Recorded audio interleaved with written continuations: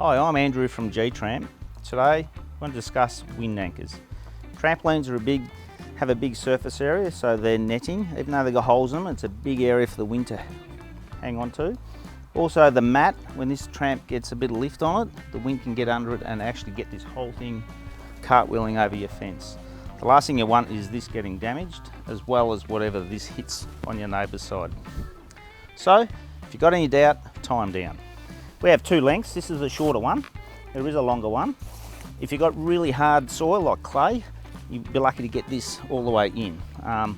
So you wouldn't use the longer one. If you've got looser soil, even sandier soil, you really want a longer length to grip on, okay?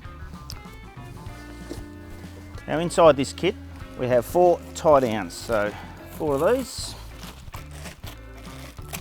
also 4 of these. There's 3 parts to our wind anchor kit. Star picket.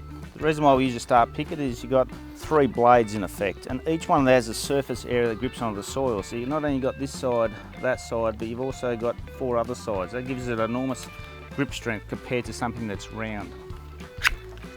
The safety cap, so the idea is we're going to hit this into the ground so it's just out of the ground, and we're going to put it on the inside of the trampoline so no one trips over the strap that we tie off the trampoline to. Okay, let's go.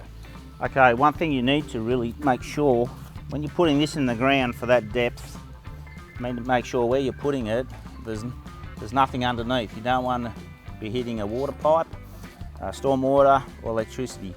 Now the design of these, and even the longer one, is less than the regulations for those services. However, not every tradesman does his job properly, so you need to be aware of what you've got underneath here. Okay, let's go. So the location we put this in the ground, we line up one of these legs. We look roughly where the mat meets the pads, down here. It's only a bit of a guide. Put that on a slight angle like that. We want the hole facing towards the leg.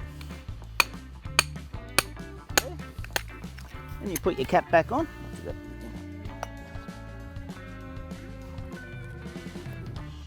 Okay, so for our hook, we'll come in that side. Tease it up. What we want is this on the outside of this strap here. And then on this side, we've released a couple of net straps here so we can access up here. We have this piece. We'll go around the frame up here.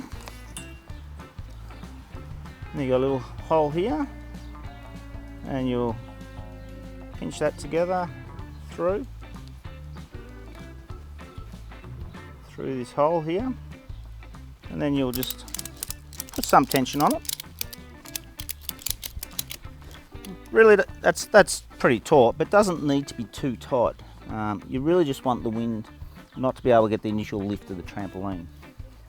Okay, we've installed our 4 at each leg. If you ever need to move the trampoline, these are quite easy to undo. You just basically undo your ratchet strap here, loosen that off, that will just come out, move your trampoline, and you put it back if you want. Okay, we've got all 4 wind anchor kits on each leg. Now this trampoline is not going to end up in your neighbour's.